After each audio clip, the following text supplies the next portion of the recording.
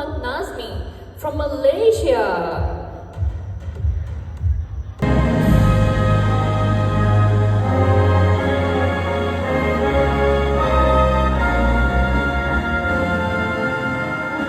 Alhamdulillah, first kali saya nak ucapkan terima kasih kepada Coach Syarul Amri dan juga Coach Eranto dan juga pihak MSN, ISN banyak bantu saya sehingga kini, dan juga orang-orang Malaysia dan juga terutama sekali family saya yang mendoakan saya sehinggalah ke peringkat antarabangsa ni. Bagi saya cabaran yang sangat tu adalah korban masa bersama family lah. Itu cabaran yang paling tinggi saya rasa.